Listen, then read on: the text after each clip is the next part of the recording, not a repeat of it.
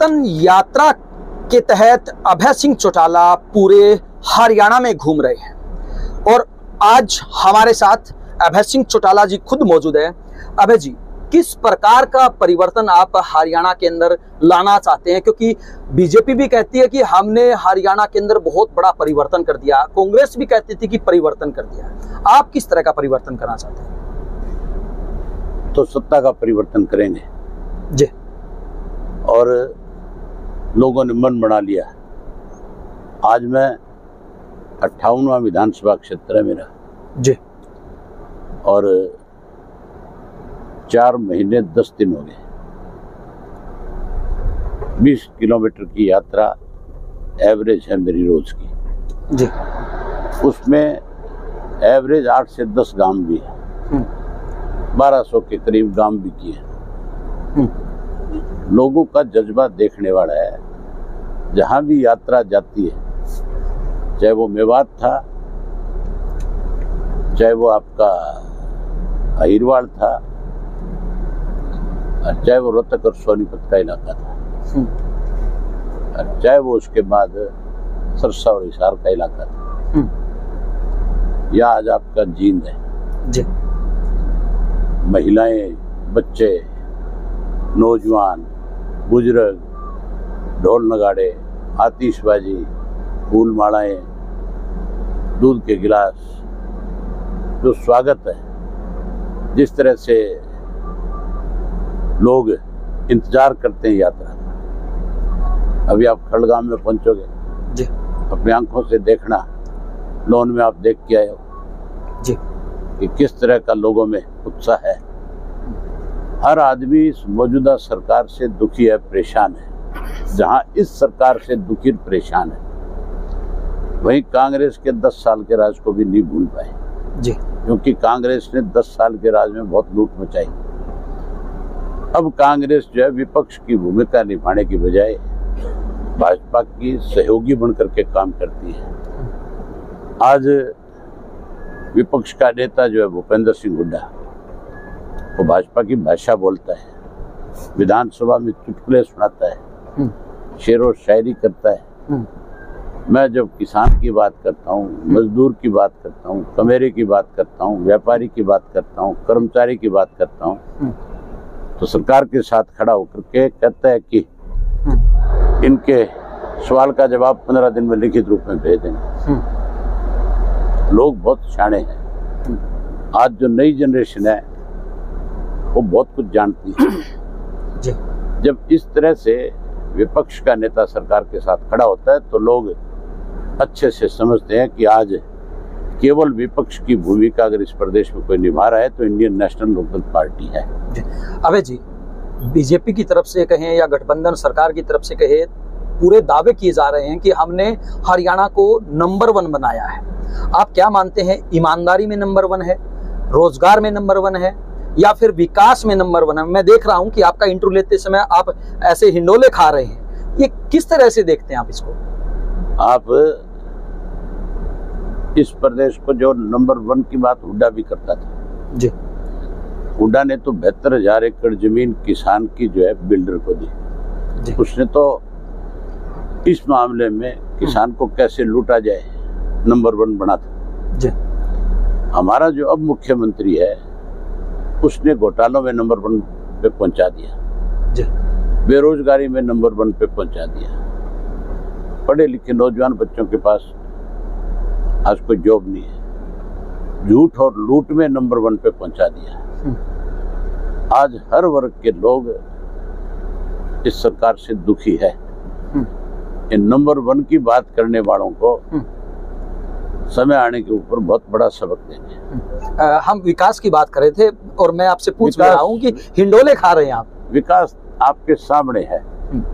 ये लोन से खड़ जा रही है सड़क जी। ये सड़क चौधरी ओम प्रकाश चौटाला ने बढ़ाई उन्होंने बढ़ाई थी। ये सड़क खत्म होगी। 10 साल कांग्रेस का राज रहा। 8.5 वर्ष से बीजेपी जेजेपी का 3.5 साल से राज है। वो ये कहते हैं कि हमने 1500 1550 करोड़ रुपए जींद की सड़कों पे खर्च कर दिए। सड़क तो आपके सामने है। क्या हालत है सड़क की। तो क्या केवल जींद में ऐसे हालात है या हर जगह पे ऐसे देखने को मिले? साधन में आप बैठ के चल रहे हो, अगर पैदल चलते तो ज्यादा जल्दी पहुंच जाते। पूरे प्रदेश में कहीं सड़क नहीं है। मैंने अब तक 2400 किलोमीटर का सफर तय किया है। मैंने बताया कि 57 विधानसभा क्षेत्र कवर करके आए हूं, 58वां विधानसभा क्षेत्र है। जी बिल्कुल। सड़क नाम की चीज नहीं है, पीने का पानी नहीं है, स्कूलों में मास्टर नहीं है, हॉस्पिटल्स में डॉक्टर नहीं है, बच्चों के खेल के मैदान नहीं है, बिजली नहीं है, केवल और केवल लूट है। अबे जी एक बात और बताइए, पूरा प्रदेश जानना चाहता है कि अगर आप सत्ता में आते हैं तो क्या जिन लोगों ने भ्रष्टाचार किया है उनके खिलाफ आप कोई कार्रवाई करेंगे, या फिर ऐसे ही जो पहले की सरकार है, आपने कहा कि हुड्डा साहब आजकल बीजेपी की भाषा बोल रहे हैं, या तमाम जो जिनको आज विपक्ष में होना चाहिए था, जो भूमिका निभानी चाहिए थी वो नहीं निभा रहे, तो आपकी क्या राय रहेगी, क्या दृष्टिकोण रहेगा आपका? मैं आपसे एक बात पूछना चाहता हूँ, जब भाजपा सत्ता में आई थी जी और मुख्यमंत्री बने थे मनोहर लाल खट्टर जी, मैंने विधानसभा के पहले सेशन में मुख्यमंत्री को कहा था कि हमने 400 पेज की एक चार्जशीट तैयार की कांग्रेस के राज में जी, कांग्रेस के खिलाफ, भूपेंद्र सिंह हुड्डा के खिलाफ जी, उसके राज के खिलाफ, और जो हमने चार्जशीट बनाई थी वो गवर्नर को दी। हमने उस वक्त गवर्नर से कहा कि आप इसकी सीबीआई से जांच कराओ जी। उस गवर्नर ने, जो उस वक्त के थे, जांच नहीं कराई। मैंने मुख्यमंत्री को विधानसभा में वो 400 पेज की चार्जशीट उनकी टेबल करी कि आप कहते हो कि वे हमारी ईमानदार सरकार रहेगी और जिस किसी ने इस प्रदेश में गलत काम किया हम उसके खिलाफ कार्रवाई करेंगे। आप ये 400 पेज की चार्जशीट सीबीआई को दो, आप अपने किसी पुलिस के डिपार्टमेंट से इसकी इंक्वायरी कराओ। अगर इसमें जो हमने लिख करके दिया है, अगर उसमें कुछ ऐसा आपके इंक्वायरी में आए कि हमने केवल और केवल आरोप लगाए जी, तो आप हमारे खिलाफ मुकदमे दर्ज करना और हमें उसकी सजा देना जी। अगर हमारे आरोप सही है तो जिस व्यक्ति ने भी कोई गलत किया इस प्रदेश में सत्ता में रह करके, उसके खिलाफ आपको सख्त कार्रवाई करनी चाहिए। आज तक उस 400 पेज की चार्जशीट के ऊपर बीजेपी ने कोई भी छोटा मोटा संज्ञान नहीं लिया, कुछ नहीं किया। अब फिर विधानसभा का जब सेशन आएगा मैं पूछूंगा मुख्यमंत्री से और मुख्यमंत्री को चिट्ठी भी लिखूंगा कि मुझे बताया जाए कि उस 400 पेज की चार्जशीट पे आपकी सरकार ने क्या एक्शन लिया। जी बिल्कुल, लेकिन सुनो आ गया जी, जहां तक आप कह रहे हो कि हमारी सरकार आएगी जी, शुक्र है आपको भी ये समझ में आने लग गया कि हमारी सरकार आ रही है। हमारी सरकार तो 2019 में आ गई थी। इस भारतीय जनता पार्टी ने खेल खेला और हमारी प्रदेश में पार्टी की सरकार को रोकने में कामयाब हुए। हमारे कुछ ऐसे लोग थे जिन्हें बरगला लिया, ले गए, लेकिन अब की बार सीधी सीधी इंडियन नेशनल लोकदल पार्टी की सरकार आ रही है, जिसमें कोई भी आज ऐसी काली भेड़ नहीं है जिसकी वजह से कोई रुकावट आएगी। लेकिन हमारी सरकार बनने के बाद चाहे कोई भी व्यक्ति है प्रदेश का, अगर किसी ने गलत किया है, अगर हमारी सरकार के पास किसी ने भी डिमांड करी कि इस चीज की इंक्वायरी हो, हम तुरंत उसकी इंक्वायरी जुडिशियल जो मजिस्ट्रेट होगा उसकी अध्यक्षता में हाई कोर्ट, सुप्रीम कोर्ट को लिखेंगे कि हम चाहते हैं कि निष्पक्ष जांच और आपकी देखरेख में हो, ताकि कोई आदमी ये उंगली ना कर सके सरकार के ऊपर कि वे सरकार जानबूझ करके किसी को परेशान करे। हम बहुत अच्छे तरीके से सारी चीजों को लेकर के आगे बढ़ेंगे। जो दोषी होंगे उनको हर हालत में जेल जाना पड़ेगा, नहीं बचेंगे। जी अभय जी, आप दावा कर रहे हैं कि इनेलो की सरकार बनेगी, लेकिन वहीं कुछ लोग ऐसे हैं, विशेष तौर से अगर हम कांग्रेस की बात करें तो हर रोज मंत्री पद बांट के सोते हैं कि वे उसको मंत्री बनाएंगे, उसको मंत्री बनाएंगे। उसको किस तरह से देखते हैं? अखबारों में सोते हैं, अखबार में तो रोज एक दूसरे को नीचा दिखाने का प्रयास भी करते हैं। पब्लिक में जाके देखो, एहसास तो तब होगा। लोग जो है जितना भाजपा से नफरत करते हैं उतना ही चौधरी भूपेंद्र सिंह हुड्डा से भी नफरत करते हैं, क्योंकि भूपेंद्र सिंह हुड्डा भाजपा के बिका हुआ है। मैंने अभी आपको साफ साफ उदाहरण बताया कि क्यों नहीं भूपेंद्र सिंह हुड्डा के खिलाफ बीजेपी कार्रवाई करती। भूपेंद्र सिंह हुड्डा का बेटा कैसे राज्यसभा में चला गया, उसके खिलाफ क्यों नहीं भाजपा ने कैंडिडेट खड़ा किया? कैसे सुभाष चंद्रा राज्यसभा में गया, कैसे माकड़ चुनाव हारा, ये सब चीजें आपस में मिलकर के नहीं करी ना। हर आदमी समझता है, जो राजनीति की ABCD जानता है उसको पता है कि ये सब चीजें मिलकर के की हुई है। अबे जी, आपने कहा कि पहले भी आपके साथ 2019 में धोखा हुआ था, ऐसा भी हो सकता है कि आने वाले समय में भी आपके साथ धोखा हो जाए, क्योंकि महाराष्ट्र के अंदर जैसा हुआ है ऐसी कोई घटना हरियाणा में भी घट सकती है? अब नहीं हो सकता, मैंने बताया ना, काली भेड़ें निकल गई, अब कोई धोखा नहीं। महाराष्ट्र को किस तरह से देखते हैं? क्या वास्तव में, क्योंकि दिन में कुछ होता है और दोपहर आते आते और शाम तक आते आते पूरा बदलाव हो जाता है, ऐसा चमत्कार कैसे? प्रजातंत्र का गला घोटा गया है। ये परंपरा राजनीति में अच्छी नहीं है, ये प्रजातांत्रिक तरीका भी नहीं है। किसी एजेंसी का डर दिखा करके आप अगर किसी व्यक्ति को, किसी पार्टी को राजनीतिक तौर पे कमजोर करते हो, तो कल जो लोग आज इस तरह का खेल कर रहे हैं, कल इनके साथ भी ऐसा होगा। कभी भी राजनीति में ऐसा नहीं करना चाहिए। आप लोगों में जाओ, लोगों में जा करके आप क्या करोगे, क्या किया है, आपने अगर अच्छा किया है, आप अच्छा कर रहे हो, तो लोग आपको अपने आप ही सत्ता सौंप करके रखेंगे। अगर आप ठीक नहीं कर रहे हो तो फिर आप जितने मर्जी हथकंडे अपना लो, आखिर सत्ता से बाहर होना पड़ेगा। आम आदमी पार्टी की तरफ से भी दावा किया जा रहा है कि हम भी हरियाणा के चुनाव में कूदेंगे और वहां पर अपना परचम लहराएंगे। बिंदास हरियाणा भी कर सकता है। आप भी प्रजातंत्र है, ये कह सकते हो कि हमने भी अपनी पार्टी बना ली, हम भी चुनाव लड़ेंगे।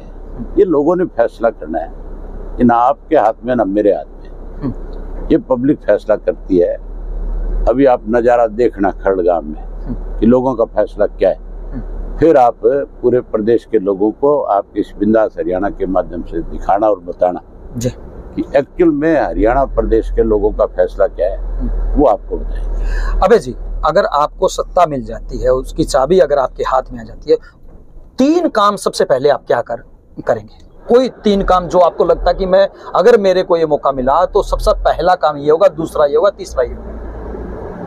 आप 3 काम की बात क्यों करते हैं? हमने प्रदेश के अंदर जो आज कमियां खामियां हैं उन सबको ठीक करना है।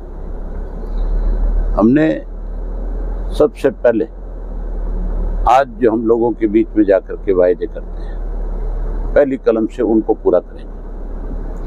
अभी 25 सितंबर तक, उससे पहले हम अपनी पार्टी की सीनियर नेताओं की बैठक करेंगे। उसमें और कुछ चीजें तय करेंगे कि हमें आने वाले समय में प्रदेश के लोगों को किस तरह से सरकार की तरफ से मदद हो, जो आज नीड है, जरूरत है प्रदेश की, उन सब चीजों पे विचार विमर्श करेंगे। 25 को चौटाला साहब फिर घोषणा करेंगे कि हम क्या क्या करेंगे। अभी तो हमारा एक फैसला है कि हर घर में एक गैस का सिलेंडर और हर गृहिणी के खाते में 1100 रुपए हम सरकार की तरफ से देंगे। हर युवा को रोजगार और नौकरी, जो बेरोजगार रहेगा उसको 21,000 रुपये बेरोजगारी भत्ता। हर बुजुर्ग को मान सम्मान की पेंशन जो है, जिनकी कट गई, उनको तो ब्याज के समेत पैसे देंगे और नई पेंशन बनाएंगे, 7500 रुपये महीना पेंशन करेंगे। उसके अलावा गरीब आदमी का जो पीला कार्ड खत्म कर दिया है, उसको पीला कार्ड भी देंगे और चौधरी देवीलाल आवास योजना एक गठन करेंगे और उस योजना के तहत गरीब आदमी को घर बना करके देंगे ताकि हर गरीब के सर पे छत हो। अबे जी, कुछ समय पहले लगातार मीडिया में चर्चा चली थी कि इनेलो कांग्रेस पार्टी के साथ गठबंधन कर सकती है, उसको किस तरह से देखते हैं? क्या ऐसा होगा? क्योंकि भूपेंद्र सिंह हुड्डा की तरफ से ये बयान आया था कि वो इस काबिल नहीं है कि हम उनसे गठबंधन करें। हुड्डा किस काबिल है, पहले तो आप ये बताओ। हुड्डा का कल बयान आपने देखा होगा, उसने खुद ये मान लिया कि सारे फैसले हमारी सेंट्रल बॉडी लेती है, तो फिर उसको ये अधिकार किसने दे रखे? हुड्डा अधिकार के साथ क्या दे? हम कौन से हुड्डा के पास चल के गए? हमने कब कहा है कि हम कांग्रेस के साथ समझौता करेंगे? हमने ये कहा, आज भी यही बात दोहरा रहा हूं कि अगर कोई हमारे पास चल कर के आएगा, हरियाणा के हितों की बात करेगा, तो हमें कोई दिक्कत नहीं आगे बढ़ने में। अगर कोई स्वार्थ के तौर पे कहीं अपना दाव लगाना चाहेगा, तो फिर उनका अपना फैसला, हमारा अपना फैसला है। जी अभय जी, जो आपको अभय के नाम से जानते हैं और हुड्डा का तो जहां तक जिक्र है, हुड्डा तो हर आदमी को पता है कि भाजपा का एजेंट है। वो तो खुद मानता है मोदी मेरा दोस्त है, अमित शाह मेरा दोस्त है, तो ये क्यों नहीं कहता मैं इनका एजेंट हूँ? तो कह देना चाहिए। अभय जी, जो लोग आपको अभय के नाम से जानते हैं और जो बिल्लू के नाम से जानते हैं, क्या लगता है इस परिवर्तन यात्रा के बाद कितना छवि में सुधार हुआ? मेरी छवि कभी खराब नहीं थी, मेरी छवि तो खराब करी विरोधियों ने। अब लोगों को पता लग गया, जो मेरी छवि खराब करने वाले लोग थे, अब मेरे खिलाफ खड़े होकर के अगर कहीं बोलते हैं, लोग उनका गला पकड़ लेते हैं, बोलने नहीं देते। इन्होंने मुझे बदनाम करने के लिए हर तरह के ओछे हथकंडे अपनाए, सबने अपनाए, कांग्रेस ने, बीजेपी ने, जेजेपी ने, लेकिन सबके मुंह पे कितना बड़ा तमाचा मारा इलाहाबाद के लोगों ने। ये सारे चोर इकट्ठे हो गए थे कि नहीं हो गए थे? 15-15 हजार रुपये वोट की कीमत लगा दी थी। जहाँ वोट की कीमत करी, वहीं उसके साथ साथ इन्होंने यहाँ तक भी सरकारी मशीनरी का बहुत दुरुपयोग किया, 100 करोड़ रुपए खर्च किए। लोगों ने फिर भी तसल्ली बैठा दी, आज वो गांव आ गया। जी बिल्कुल। अंतिम प्रश्न, कुछ लोग मुख्यमंत्री के सपने लेके सो रहे हैं कि हमारे परिवार के सदस्य अब की बार मुख्यमंत्री बने। आप भी सो, आपको किन रोका है?